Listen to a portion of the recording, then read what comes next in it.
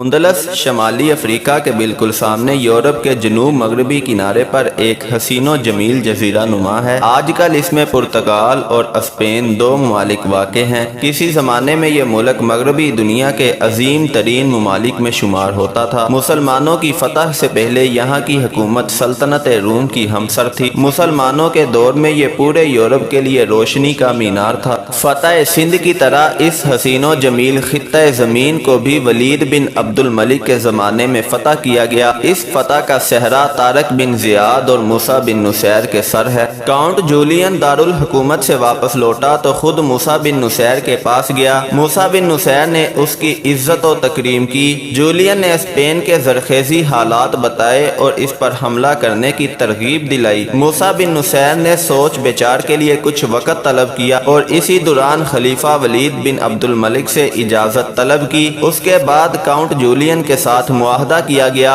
Julian سابقہ بادشاہ وٹیزا کا قریبی رشتہ دار اور غالباً داماد تھا، اس لیے اس نے وٹیزا کے دوسرے قریبی رشتہ داروں کو بھی معاہدے میں شامل کر لیا اور اندلس کی فتح کی سکیم تیار کر لی گئی۔ خلیفہ ولید نے احتیاط سے کام کرنے کی ہدایت کی تھی، اس لیے موسیٰ بن نصیر نے پہلے صرف 500 سواروں پر مشتمل ایک چھاپا مار دستہ تیار کیا اور اپنے ایک بربر غلام طریف کو اس کا سربراہ بنا کر اسپین کے ساحل پر چھاپا مارنے کے لیے روانہ کیا۔ یہ دستہ جولائی 710 میں الخضرا پر حملہ آور ہوا اور فتح مند اور کامران واپس لوٹا۔ اس حملہ سے اسپین کی داخلی کمزوری، فوجیوں کی بزدلی اور نظام عسکری کی خامیوں کا پتہ چل گیا اور کاؤنٹ جولین کے خلوص کی بھی تصدیق ہو گئی۔ اس کے بعد موسیٰ بن نصیر نے 7000 سواروں پر مشتمل ایک لشکر تیار کیا جس کی قیادت طارق بن زیاد کے حوالے کی۔ یہ لشکر 9 جولائی 711 کو اسی جگہ پہنچا جسے جبل الطارق کہا جاتا ہے۔ کاؤنٹ جولین اس کے ساتھ تھا۔ اندلس پہنچنے کے لیے بحری بیڑا اسی نے مہیا کیا تھا۔ طارق بن زیاد نے ساحل اندلس پر اترتے ہی ان جہازوں کو آگ لگا دی جن پر سوار ہو کر وہ شمالی افریقہ سے یہاں آئے تھے۔ یہ اس بات کا اعلان تھا کہ اب مرنا جینا اسی سرزمین میں ہے اور واپس بھاگنے کے لیے کوئی گنجائش نہیں۔ طارق بن زیاد کا پہلا مقابلہ لاڈر کے اہم ترین جرنیل کے ساتھ ہوا، لیکن وہ شکست کھا کر اس بری طرح سے بدحواس ہوا کہ اس نے بادشاہ کے پاس پہنچ کر اطلاع دی کہ ہمارے ملک پر ایسے لوگوں نے حملہ کیا ہے جن کا وطن معلوم ہے، نہ اصلیت کے کہاں سے آئے ہیں،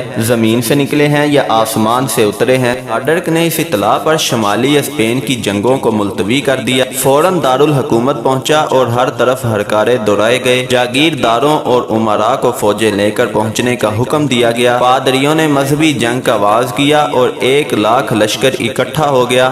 طارق بن زیاد کو ان سب تیاریوں کا علم ہوا تو اس نے موسیٰ بن نصیر کے پاس ہرکارے بھیجے اور اس نے مزید 5000 فوج بھیج دی۔ اس طرح سے 1,00,000 کے اندلسی لشکر کے مقابلے میں 12,000 مجاہدین کی ایک جماعت تیار ہو گئی۔ دونوں فوجیں آمنے سامنے ہوئیں تو عجیب منظر تھا۔ ایک طرف 1,00,000 ٹیڈی دل لشکر جو ہر طرح کے اسلحہ سے لیس تھا اور دوسری طرف صرف 12,000 انسان جو اپنے وطن سے دور کم کو رسد سے مایوس تھے اور جن کے پاس دشمن کی بنسبت اسلحہ بھی بہت کم تھا۔ طارق بن زیاد نے اپنے ساتھیوں کے چہروں پر اس صورتحال کا رد عمل پڑھا تو اس نے ان کو خطاب کیا، اے جوان مردو، جنگ کے میدان سے اب فرار کی کوئی صورت نہیں ہے۔ دشمن تمہارے سامنے ہے اور سمندر تمہارے پیچھے۔ صبر اور مستقل مزاجی کے علاوہ اب تمہارے پاس کوئی چارہ کار نہیں ہے۔ تمہارے دشمن کے پاس فوج بھی ہے اور اسلحہ جنگ بھی، تمہارے پاس تمہاری تلواروں کے سوا کچھ بھی نہیں ہے۔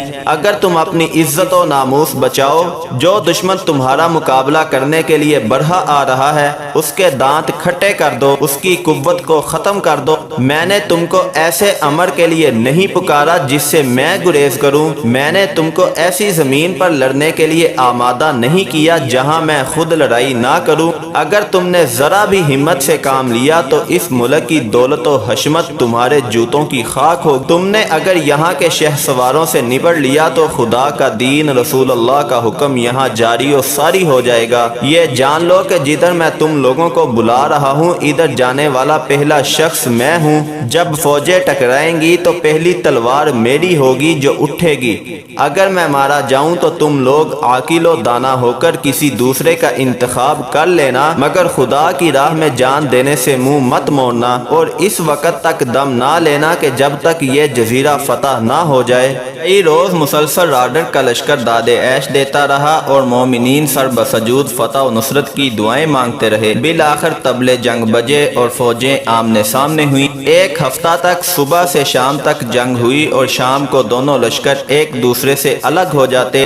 اسلامی لشکر بہت بہادری کے ساتھ لڑ رہا تھا، لیکن اپنے سے 8 گنا بڑے لشکر کو جسے تمام سہولتیں میسر ہوں شکست دینا اتنا آسان نہ تھا۔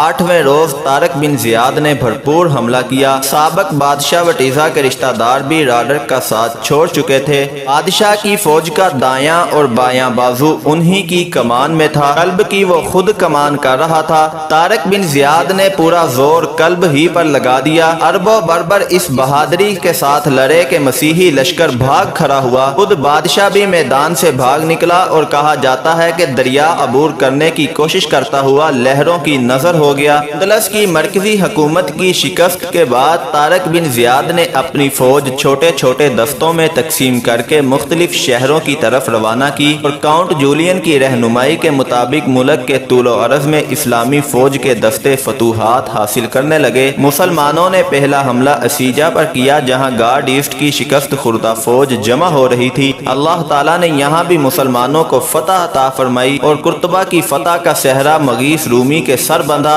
مالکا اور غرناطہ بھی فتح ہو گئے۔ دارالحکومت تلیتلا کے باشندے مسلمانوں کی آمد کی خبر سن کر شہر چھوڑ کر بھاگ گئے۔ فتح کی خبر ملتے ہی موسیٰ بن نصیر اندلس کے لیے روانہ ہو گئے اور دارالحکومت میں طارق بن زیاد کے ساتھ جا ملے۔ اسپین کے شمالی حصے کی تسخیر دونوں کی متحدہ فوجوں نے کی اور سرکونا، ارگون اور برشلونہ کے علاقے فتح ہوئے۔ خلیفہ ولید بن عبد الملک بیمار پڑ گیا۔ اس نے موسیٰ بن نصیر کو واپسی کا حکم دیا۔ چنانچہ موسیٰ بن نصیر اور طارق بن زیاد 95 ہجری میں بے پناہ مال غنیمت کے ساتھ دمشق کی جانب روانہ ہوئے۔ واپسی پر اس نے اپنے بیٹوں عبدالعزیز، عبداللہ، عبد الملک کو علی الترتیب اسپین، شمالی افریقہ اور مراکش کا والی مقرر کیا۔ موسیٰ بن نصیر کی اچانک واپسی کی بنا پر مسلمانوں کے مفادات کو سخت نقصان پہنچا۔ خلیفہ ولید کے مرنے کے بعد جانشین خلیفہ سلیمان نے محض اپنی ذاتی رنجش کی بنا پر بجائے مسلمانوں کے عظیم سپہ سالار کی عزت و توقیر اور منصب میں اضافے کی بجائے جیل میں ڈال دی۔ بعد میں اگرچہ ایک سردار کی سفارش کی بنا پر اس کو رہا کر دیا گیا، لیکن سلیمان نے اس پر کئی لاکھ کا تاوان جرمانے کی صورت میں عائد کر دیا۔ اس قدر بڑی رقم موسیٰ بن نصیر ادا نہ کر سکا اور اسلام کے اس نامور فرزند اور عظیم سپہ سالار اور فاتح نے اپنی زندگی کے بقیہ ایام انتہائی قسم پرسی اور تنگ دستی میں گزارے۔